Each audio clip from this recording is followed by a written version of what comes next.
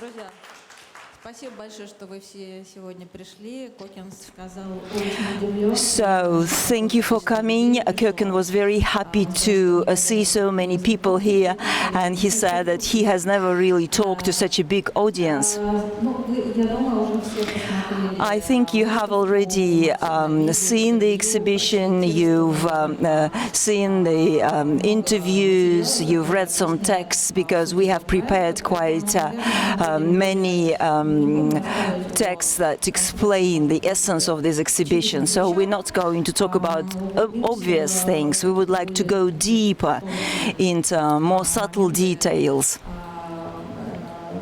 Этой выставки. Как вы знаете, So, as you know, this project is about Turkish schools that can be found in more than 130 countries. And so my first question that I would like to ask Köken is this. So this project was initiated by Gülen, и это очень известный and he is a very important theoretician of Islam. So he suggested this interesting concept of the modernization of Islam and trying to merge современности. the modernity and traditional values with Islamic values. Стратегии. So what do you think about this strategy? Whether it's relevant today, and the idea itself related to spreading Turkish schools outside the borders of Turkey. Do you think it's relevant to the ideas that Gülen is preaching? Because I heard several times that you said that it doesn't really work. So could you tell us more about it? So you were asking about the expansion, the expansion of the Turkish schools. Does it relate to the ideas of Gülen's modernization of Islam? Correct, right? И работает, and does this, okay, I can continue. And Sure. does this strategy relevant to present condition of a global world? Oh, that's Is the second. the second part of the question. First of all, I'm here in my personality as an artist, first of all, who has made a lot of research about this topic, but I'm not the expert on the Gülen community's spread. I'm a very careful observer, and my observation is more through private and individual channels rather than just reading about them. So I think throughout the talk you should keep into consideration that I'm somebody speaking with knowledge from my experiences in and around this phenomena.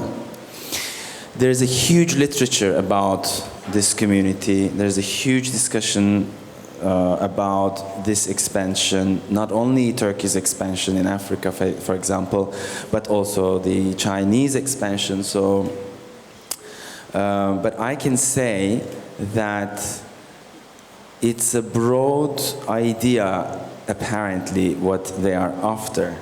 It's not only Islam. So that's very important.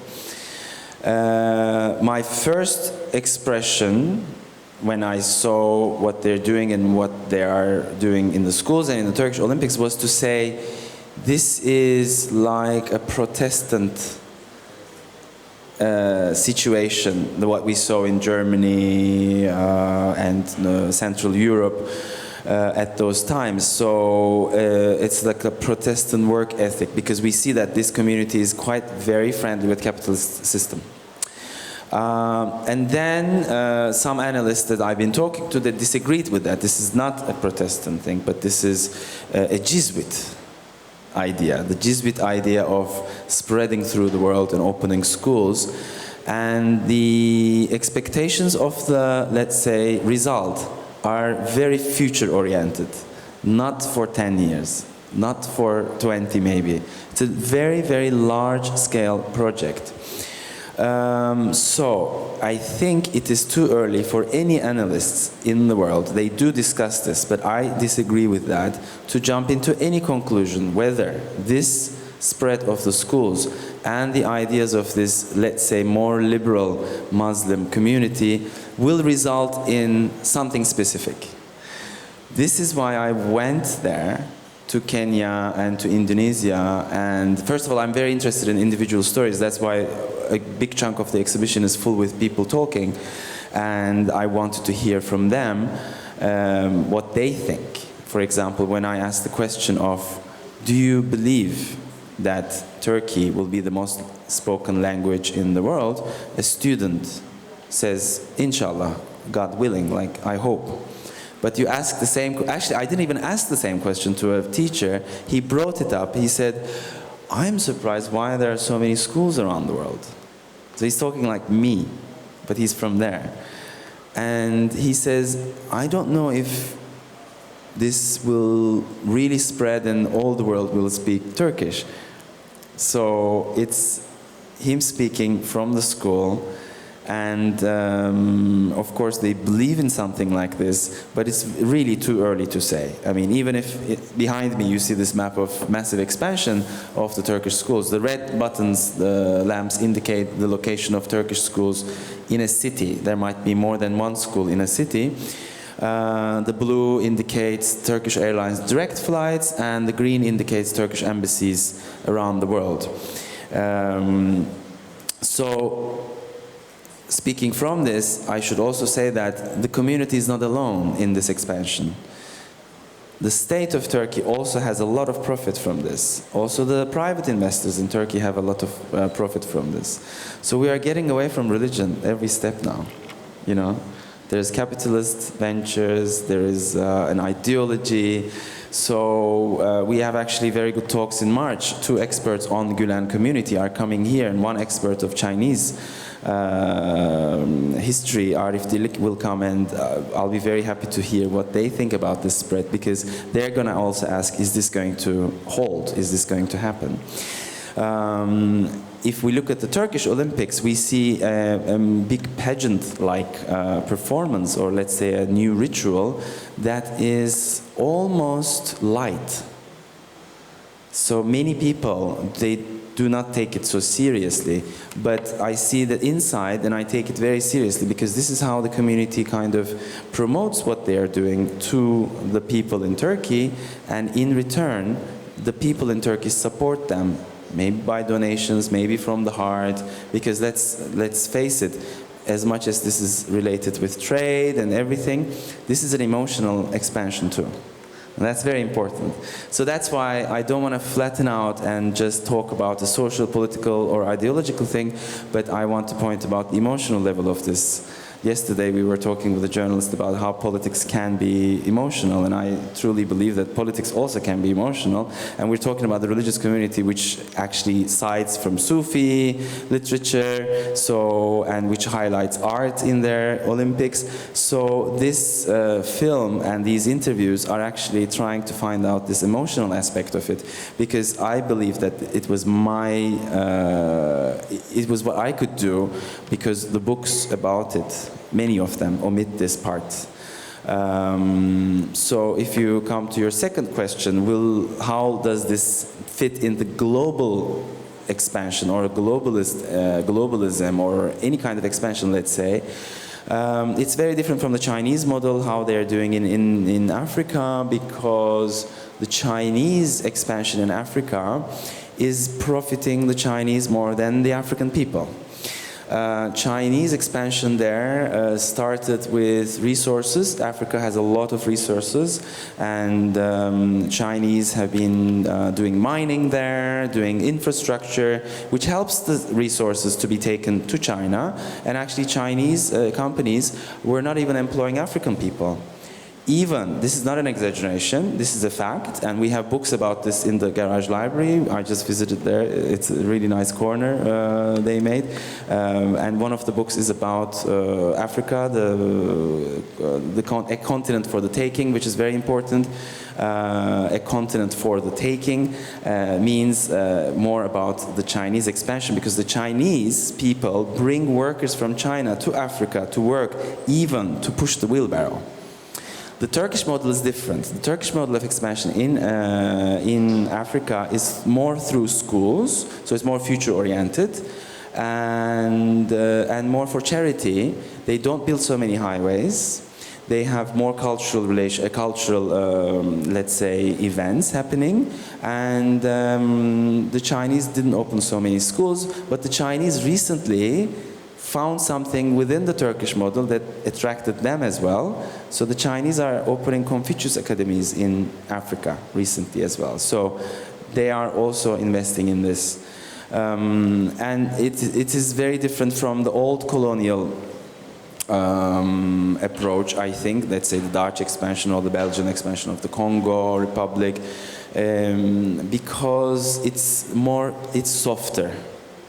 And they seem to know the history very well of colonialism in Africa. And there's one interview there at that corner that talks about that. But again, these are the individuals that I talk to. There are many other individuals that have other ideas. So for me, this project is all about this confused individuals and the abstraction of this topic. It's not so easy to point out and say, this is this and this will be this.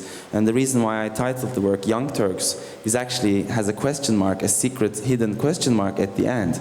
I'm wondering what will happen to these kids. Like these are here, you can see Indonesian kids from a school in Semarang in central Java, and we asked them also, what do you want to do? They said, we want to go to university in Turkey.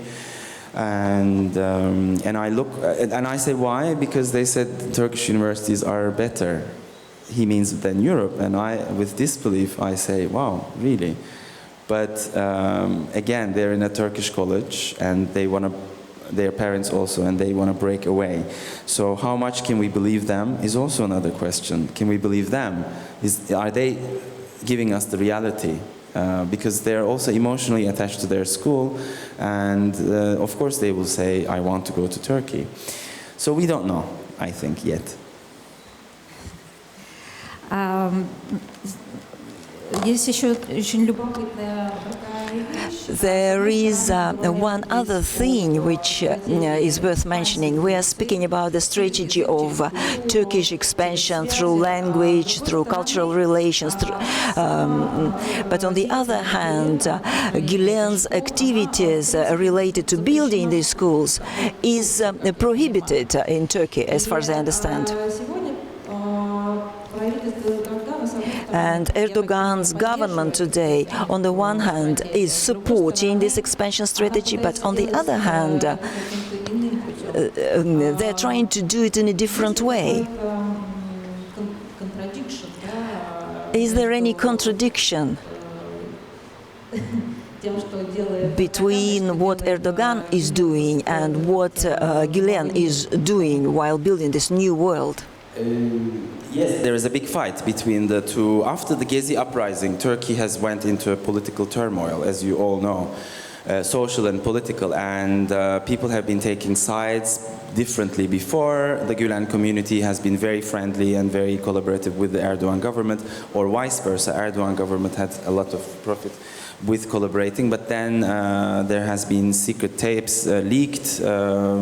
It was a big, massive leak scandal, let's say, which made these two groups start fighting with each other. So now they are not working in collaboration. But this doesn't mean that Turkey will stop expanding. What happened is shortly after this incident, but we knew that they were preparing it, the Turkish state started to open Yunus Emre institutes in some parts of the world, which is like the Confucius academies. So they are investing in their own expansion. They managed to convince some countries to close or take over some of the Gülen community schools. I think Azerbaijan is one of them after this incident, but they remained only the numbers of a finger maybe throughout the whole world. So the government of Turkey didn't succeed in closing them. And the other thing that many analysts are saying, that it's not for Turkish state's profit to close them because it will cut relationships.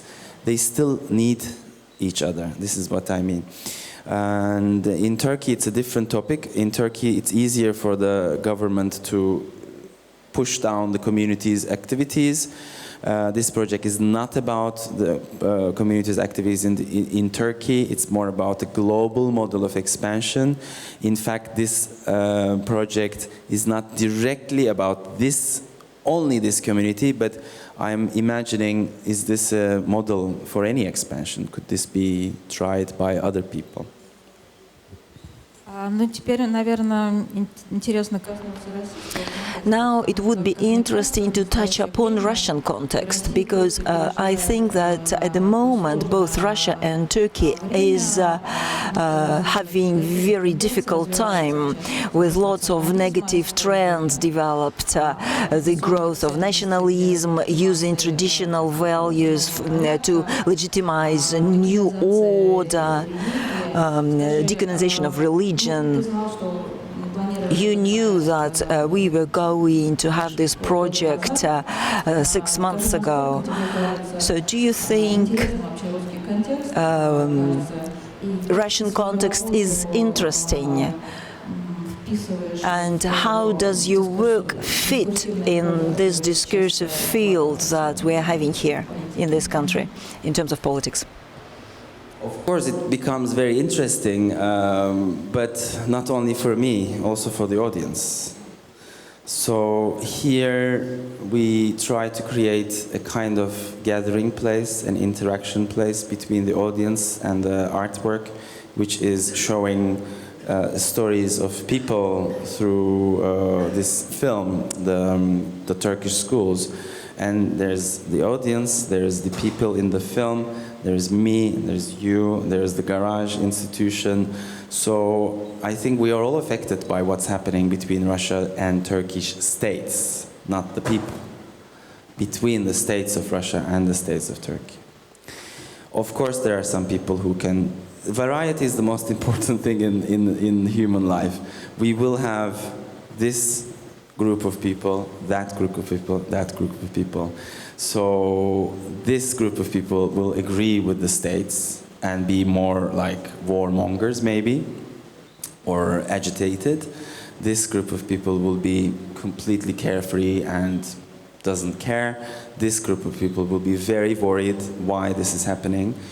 And an art institution is a key factor in this because it's open to everyone. Or it should be open to everyone. And the film has been shot before this incident. Of course, the film is not made for any local context. It's made for the artist's mind of making something. So the film is frozen in time. Unfortunately, it's outdated. But the interaction between the audience and the artist or the artwork is evolving all the time. So even throughout the exhibition, something can happen, and the audience coming here will think differently about this artwork or this artist, but the artist is away from it. He didn't think about that. So this is, I think, the beauty and the complexity of the reception of the artwork by any audience. We can also predict, but it's very important that, let's say, for somebody who knows about what's happening between these two countries and to have a curiosity of seeing an artwork made by somebody coming from Turkey, because I don't like the expression Turkish because I think it's nationalistic connotations. So it makes it, of course, interesting, but it also shouldn't really change so much. But we cannot handle or we cannot control this because it's the audience who will give or take, give however she wants to or he wants to take or give. Теперь мне хотелось бы спросить. Now I would like to ask you about the method that you used while working. You are a real contemporary artist and a researcher. You are using different methods like field research, anthropology. For example, yesterday one of the journalists asked me, is this work any different from a journalist study, from a journalist report? I had my own answer, but could you tell us what you think about it? Very different, and we agree on this with Ayşe Çavdar also. Some of you, I see you have the booklets of this exhibition. There is a text by Ayşe Çavdar there, and she argues on behalf of me, let's say. I'd like to take a quotation from her. She says, she's a journalist, by the way. She was a journalist. Now she's an anthropologist. She said, in journalism, there's not enough time to go deeper into the subjects and the life of the individuals. So you ask where, what, why, maybe, but you do not have time to ask how. Whereas in artistic research, she doesn't say ethnology or anthropology.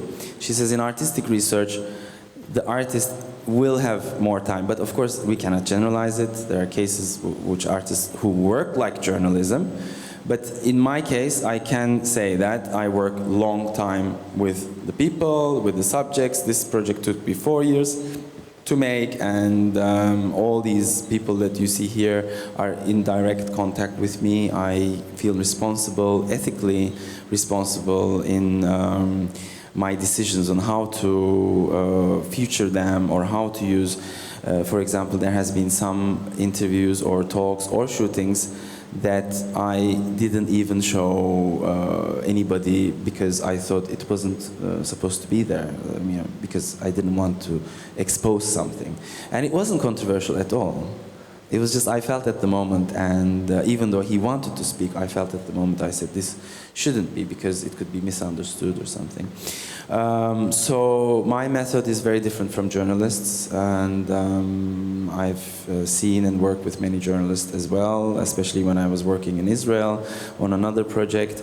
And I can tell you an anecdote from there. I made this project about Filipino guest workers who live and work in Israel as maids or caregivers for older people, and they do very regularly beauty contests, but they do it inside a giant bus station, actually the second biggest in the world, taken over by them.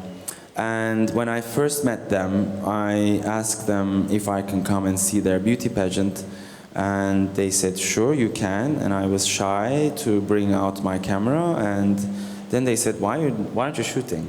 And I said, okay, I can, I will. And I did. And then we went out drinking with them, and there was a group of other people taking pictures as well. I don't know who they were, but the girls came to me and they said, you know, we like you because you're not like the other journalists, because they thought, yeah, it was difficult for them, like, to explain also for them, like, what is this guy doing? So they thought I was a journalist, but they said, you're a different journalist. Why are you so different from the other journalists? Because you spend time with us. And then I said, like, I'm not a journalist, I make documentary. But for many months, they still insisted that I'm a journalist, but a different journalist. So, and that project took me 3 years to do. And in that project, I even asked them their ideas, how to edit the work. So in journalism, it's completely different. Even in documentary filmmaking, it's completely different. Documentary filmmakers sometimes has these techniques of forcing people to speak, looking for hot topics or controversial topics. Okay, this is a hot topic, controversial topic too. But I will not allow myself to do those things. If I did, it's a mistake, and I'm sorry for it, and I will try to fix it in the next project or something. Интересно, вот ты всегда... It's really interesting that the subject of your research is often some marginal community, ethnic or minority or religious minority. How do you choose the topic for your work? Why are you interested in those marginal phenomena? когда мы делали этот проект, When we were working on this project, you said, "Oh, I'm really interested in this relationship between the folklore and the contemporary form of nationalism, and we are going to have a special lecture on this topic. So, could you share your views on this?" Okay, I divide your question into two. The second is the folklore, which is very interesting. The first is the question of marginalized or marginal. I think marginalized, I disagree with both, I'll tell you why, but marginalized, let's take marginalized more than marginal, because all the projects that I've done, it's true, there are social groups who are not so much in front of the eye of general public. Different life, let's say different life forms, and yours is also a different life form, mine is also a different life form. But I think we are too normalized, and I'm looking, maybe we're not too normalized, but I'm looking for life forms that are alien to me first, but also not too far away from me, and I'm very curious about how other people live and how do they survive. And how do they survive is usually by rituals. This is one of them, for example. This is a Sufi ritual, which is interestingly used as a dance gimmick for some people, and even in the Turkish Olympics you have this, it's a staging of some religious ritual, which Sufis would not agree with that, but it's used. Anyway, so for example, the Filipino beauty pageant of the Filipino guest workers, they are marginalized, yes. By who? By the Israeli society, heavily, very heavily. But are they marginal? Absolutely no. They are normal people. They are absolutely like having great fun. And I chose to show the moments when they're having fun. Actually, in one point, there was a talk that I gave in Berlin, and then a master's student, she was actually angry with me. She said, "Why are you showing them having fun?" And I said, "Why not?" And she said, "But they're having a miserable life. Why don't you show that?" I said, "But this is marginalizing them more if I do that." Plus, I didn't want to do it. And then I asked this question of this master student to my Israeli Filipino friends on Facebook. We were talking. I said, what do you think about that? She said, "No, it doesn't make sense. We are, of course, having fun. We're having a hard life, but we are resilient and we're having fun with it." And they kind of meant that they are being marginalized by people. Of course, these groups are unseen or less seen, and this is very exciting for an art topic, of course. But I think, although that I agree that sometimes as an artist you want to choose some topic which is interesting, so to get the attention of the audience, but personally I'm interested, and personally I want to know what's happening. In this one, I personally want to see and explore a new phenomenon becoming a ritual, Turkish Olympics. It's becoming a ritual, and I'm interested in the interaction between the Turkish audience or the host and the foreign guests, which reminded me painfully the interaction of world fairs of 1910 or 1890 between, let's say, in the Paris Expo, French hosts and the Senegalese people who were housed in almost human zoos. And here if you look now to the screen, you see similar interactions. So this was interesting for me also, this interaction. So I think they are not marginal or marginalized, but they are interesting for sure. They're very colorful, and they are misunderstood or not enough known. So these attract me generally. To your second question about folklore, I mean, it's amazing. Folklore is really seen by many people as an old-fashioned or conservative form of art or form of ritual, but folklore is pure ritual, and it's very important. We should really analyze it. and how folklore is used in this is very interesting. You see here South African kids doing their own folklore, waving the South African flag, and there you have a mixed, let's say, middle-class Turkish audience who's learning that from that, but they also have dance in their culture, so it relates to them very easily. Okay, this is the interaction between the audience and the guests, but who's organizing this, and what do they think? Why do they highlight folklore so much? First of all, because they know the Turkish audience likes folklore, and they will be ecstatic if they see an African student doing their own folklore, because it's something very private of their culture. But also it has nationalistic elements in it over than that, more than that. It's becoming somebody else. And if this is used in education in a way, they can control the students, kind of. Like the example of Austrian high school in Istanbul takes their students every year to Vienna, to the Vienna Ball, and that's another folklore. It's Viennese folklore. It's Vals. And by doing this, they take their students more and more to Austrian culture and Austrian life, and bond them with their culture. And this bond is stronger than capitalist, financial bonds. The American colleges will do rituals, okay, maybe it's not a folklore, but rugby, like American football, or disco culture. It's another folklore, a new folklore. So this is a form of education that is used to glue these two very different cultures together strongly. And of course, it can be used by the states as well. And this is an example. Спасибо большое, Köken. Thank you very much, Köken. I guess our first part has finished, because I think it's now very important to let the audience ask questions, because we came to talk to you, so we'll be very happy if you could share your views, your responses, so you're welcome to ask questions if you have any.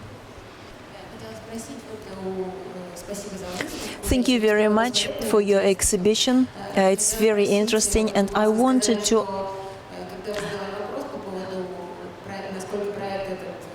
get back to your question related to whether this question is more about journalism or contemporary art, and you said that you had your own vision.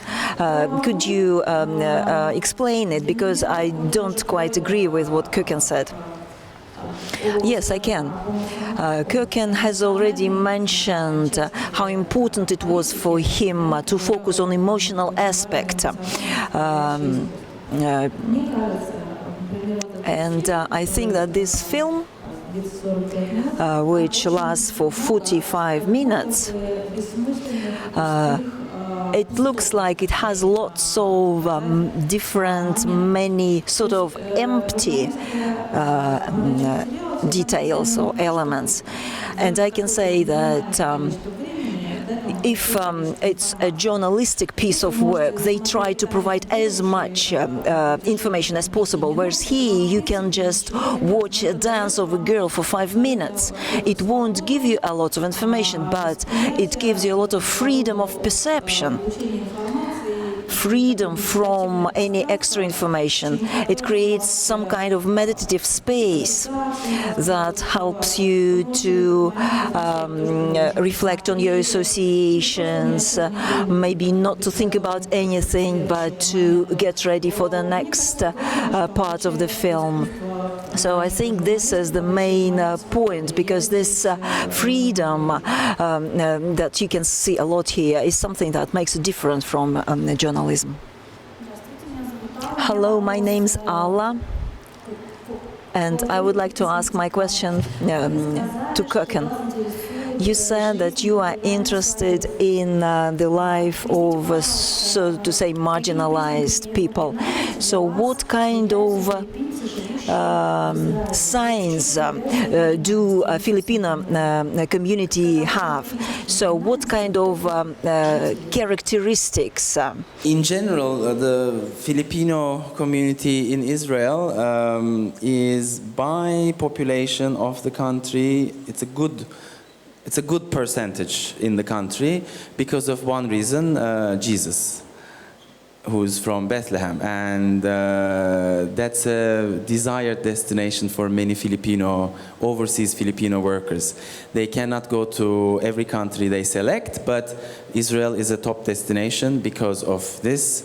The importance of religion for them. They are the only Catholic country in Asia, and they're very religious, and Israel is very important for them because of this. What else describes them? In general, they are one of the most, really, as I said, resilient people I've ever met in my life. I traveled the world many places.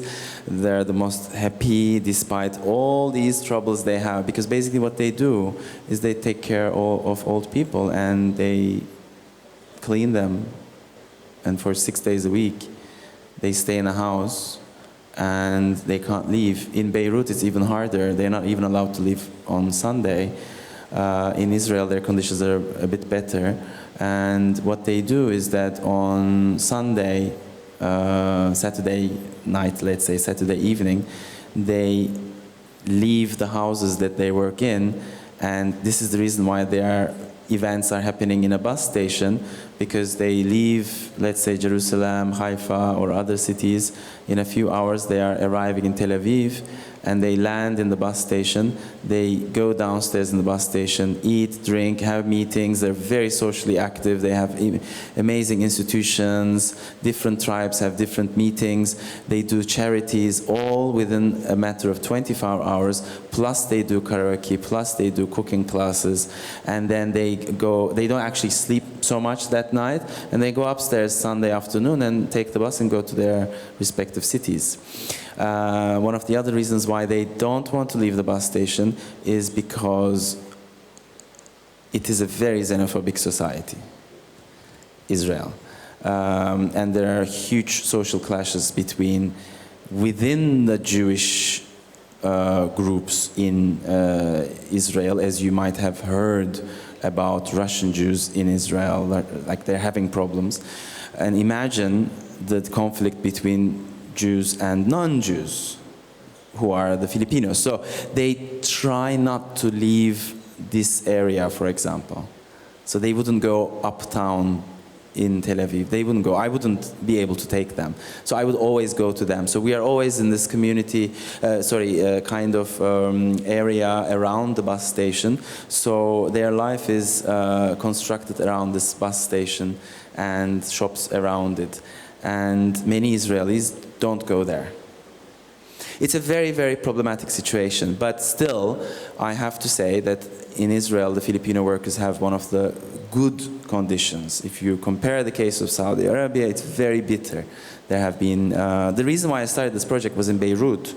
I was in Beirut, in Lebanon, and I heard about suicides of Filipino guest workers who are not allowed to leave on Sunday, and Beirut, unlike Tel Aviv, has more high-rise buildings, and they are maybe on the 15th floor, and they have to go out. They feel like they have to go out on Sunday. So what they do, they see the water sewage system that goes down to the street, so they try to climb down, and some of them fall and die. This has been really hidden from media in Lebanon, but I heard it, and some of them just commit suicide because they've been abused at home and not be allowed to socialize with others. So the hosts are actually taking away their basic only freedom to go out and socialize with other Filipino people. And Filipino women, they are mostly women because caregiving is a more female, let's say, occupation. And unfortunately, because of the dark side of masculinity and male people, which are common all around the world, not all males of course, but some men see any Filipino woman as a prostitute, a potential prostitute. So it's difficult for them to go on their own to some parts of Tel Aviv, so they just want to stick together. And this is the same case in Istanbul as well. Спасибо. Спасибо за ответ. Я прошу вас передать, если вы в следующий раз... So if you go back to Israel again and meet the Filipino, please tell us to come to Russia, because we love them here. We never treat them like slaves. My friend has a teacher, and so she lives with her, and she can leave her house at any time. So they're welcome to Russia. Thank you. I will tell them.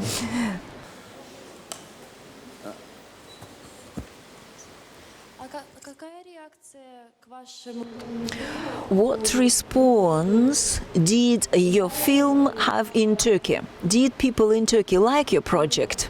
Unfortunately, because this film has just been screened, exhibited in Indonesia, where this was shot, in Jakarta Biennale, and right after that here. So we did not show it in Istanbul or in Turkey yet.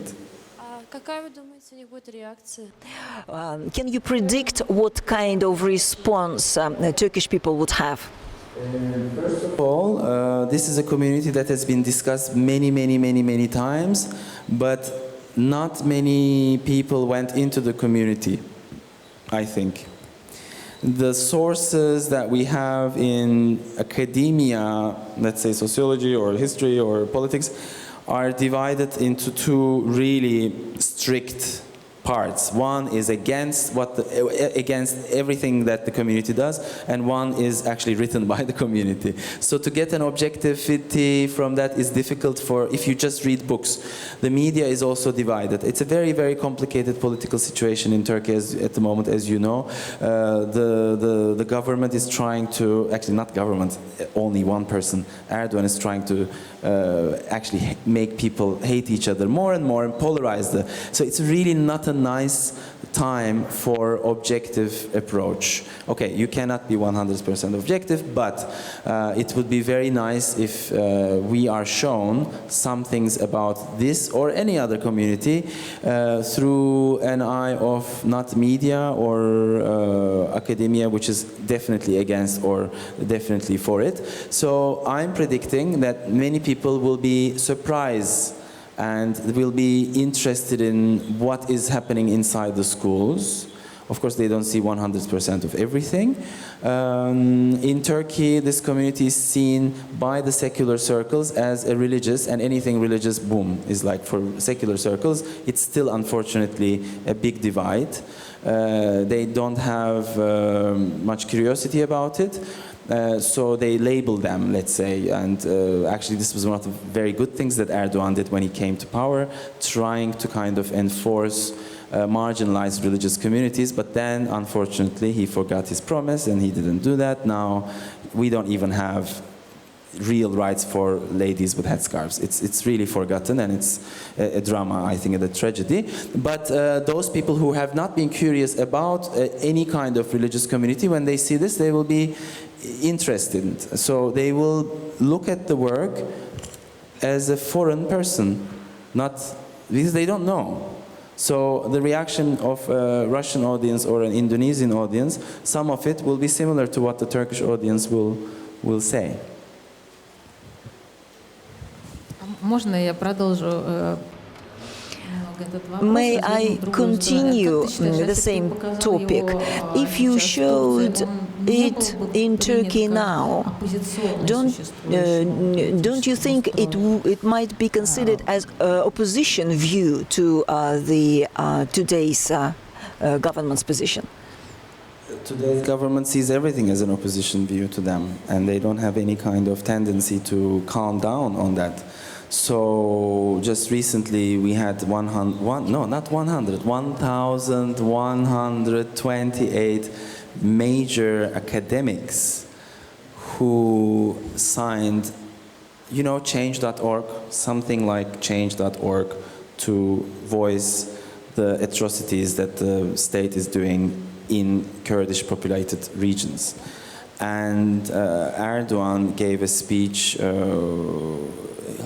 full of anger and hate against them, and the next day the university started firing them, and then the state said we will open a court case against those people. So since the last 5 years there have been strict, like they are trying to strangle artistic freedom and press freedom. So it can be understood like that, of course.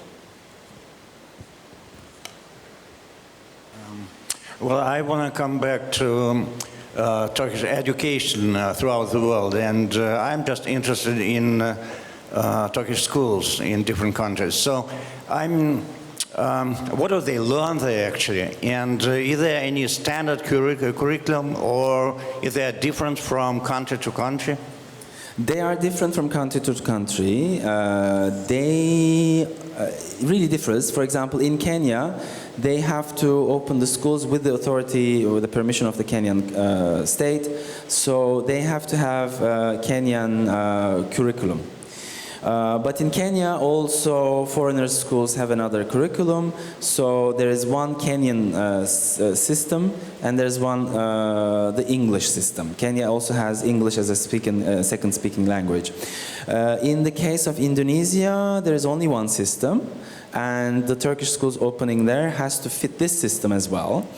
There is, of course, monitoring by the state. For example, in Indonesia, they can control the schools, but they are having freedom to choose some elective courses according to the characteristic of the school. For example, in this school, it's a Turkish international school, so there are many elective courses in Turkish, but throughout the world, there's one common aspect of all these Turkish schools: they are not in Turkish. They are in English or in French. So the community's leader is endorsing his schools to be more universal, not just for Turkey. But they do learn Turkish, of course. Some of them are mandatory, some countries are even elective courses in Turkish. But they're trying to basically do the best education in that country. And most of the Turkish schools I know in Kenya, in Africa, all of the continent is in the top 5 of their country list. So they're trying to bring the best education. So if they only teach in Turkish, they will not have a bright future as much if a Senegalese student would train both in French and Turkish. And the other question that everybody asks, because this is a religious community, is there brainwashing? Is there too much religious? We don't see it. And I'm not the only one. I mean, many journalists or people or travelers, we even met people here, Turkish people here, who have been to these schools, and they always looked at the school with the same eye. Like, am I going to see religious brainwashing? None of them. Because they're playing for the future. If they are doing brainwashing, they will, first of all, be closed down by that government in that country, and they will have a bad face. So what Turkey is doing, or what this community is doing, to practice a softer approach. Some analysts call this is the soft power strategy of Turkey or this community, but I think it's a normal, clever strategy. If you make a school that pisses people off or scares people, first of all, as a parent, you're not going to give your child to that school. These are very expensive schools, by the way. These are very expensive, but 50% is by scholarship. So the parents of the rich people, the parents of the non-scholar students, their money, their tuition fees goes to support the scholar students. And so this is a major characteristic of that, because this is what they're borrowing from the very old tradition in Islam of charity and sponsorship, which is different from the Western idea, which started very late. The church started doing this very late, but the Vakuf institutions, in German there's a word called Verein, I don't know in English, maybe foundation, is a model that they are using for gathering support. For example, the school which features in here in Nairobi, the school's land has been given by an Indian entrepreneur who is a Hindu. who wants to do philanthropy. So there is a group of people in the world who are not questioning religion when it comes to education. Some people find it hard to believe, but I have seen it with my own eyes. So in the school in Nairobi, Christian, Hindu, and Muslim students train together. Okay, so this is expected, but the land is given for free by an Indian sheikh, let's say, who is coming from Hindu tradition, and he just wanted to make the best, no, not even wanted to make, he just wanted to give something, just to give something, and to education, like how people are donating for arts. Similar, maybe. Что значит Турция для школьников этих школ? What does this thing mean for Turkey? Why do they go to those schools? Why do you mean the student? С чем Турция у них ассоциируется? What kind of associations do they have? Like when they think about Turkey, what is it like? For example, those students that go to American schools, they think about music, about rich country, about economics. What about Turkey? I mean, there is one or two interviews here with kids. I ask them. It's really similar. It's really similar. I mean, I say, why do you want to... Oh, they say, where do you want to go? And they say Turkey, and I'm actually being a bit naughty and saying, why Turkey? I mean, because I don't believe Turkey is that great country, and we have this inferiority complex in Turkey that... Why everybody in Turkey asks, why do they want to come to Turkey? But when you go there, it's real. In Africa, bright future means a good education, then a non-African school, and go somewhere and find a way to go to Belgium, or Belgium is no longer... Belgium has been very disliked anyway because of the Congo incident, but let's say French, Dutch, and now there's the Turkish schools, and they are number one. Especially in Africa. I mean, you see cars in Africa. You have an American fascination here, no? In Russia, there is something fascination about America and everything American, music, and there is something hidden. And did you have behind the cars stickers of Yale University or Harvard? Did you have something like maybe your brother didn't even go there, but you stick it behind your car window? In Turkey, we had that a lot. We went to Kenya and we saw like "I love Turkey" stickers behind cars and behind minibuses. And I was trying to talk to the driver. I said, "Have you been to Turkey?" He said, "No." You know, they don't, but they are thinking that it's a great place, and they are thinking that it's a good escape.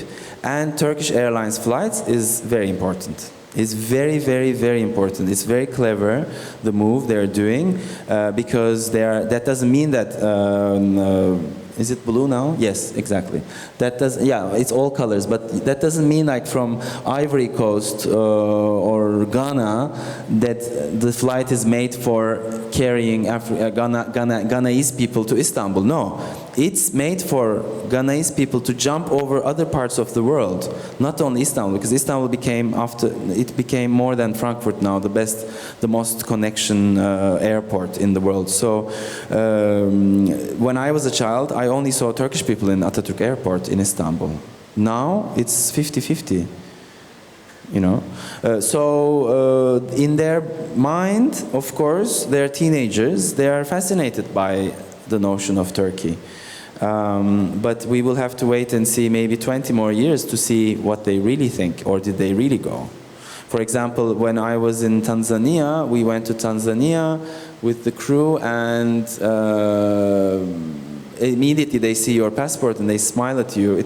We got used to it now. Like we, as Turks who were inferior, and now we go to Africa, everybody thinks like, wow, Turkish passport holder. But to an American, no, not like that. So we were like surprised, and then I said, why are you smiling? I mean, do you know anything about Turkey? And he says, I studied in Ortadoğu Technical University, which is one of the best universities in Turkey. He studied political sciences and he's stamping passports now. He studied diplomacy. So I was asking him, like, why didn't you stay there? And he said it was difficult to find a job. So this is the big question now. There's this infrastructure, there's this network. But is the Turkish state really ready for an intake of these students? I don't think so. It's very difficult to get a visa in Turkey for working, you know, Mary, as an American citizen.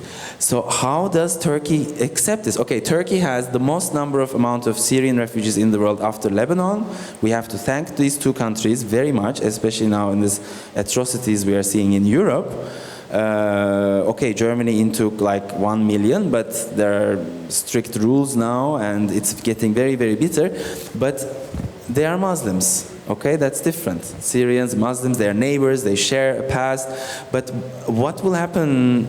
Will they really facilitate a good visa regime for Senegalese students or students from Burma, Myanmar, or Cambodia? We don't know yet. So this is my question when I'm curious. So if you ask me questions about it, some of them I cannot answer because I made this also not to answer the questions, but to ask more questions.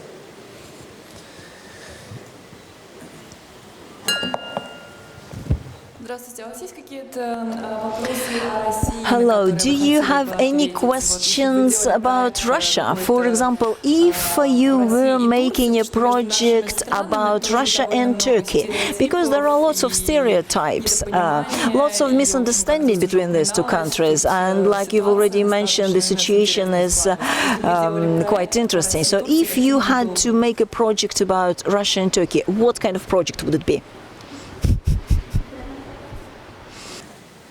I don't know. About food, maybe, because I love Russian food. I am actually making a project about Russia right now. I mean, I don't have to represent it as an artwork. So, and you are actually making a project about Turkey by asking me a question and coming to this talk and coming to this space. So, like my works, I think I want to know more and more people and talk to more and more people. And the dialogue is the project. So this is my third time to Russia and I'm enjoying it.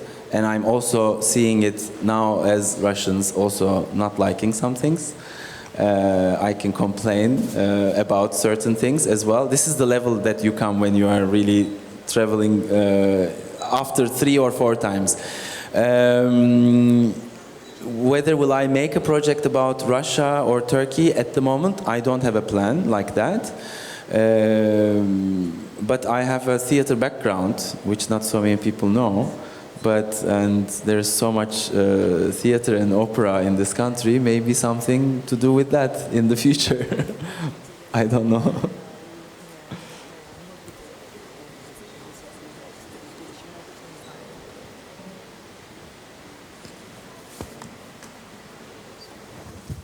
Что спасибо вам большое. Well, thank you very much. Thank you for coming and thank you for your questions. Thank you.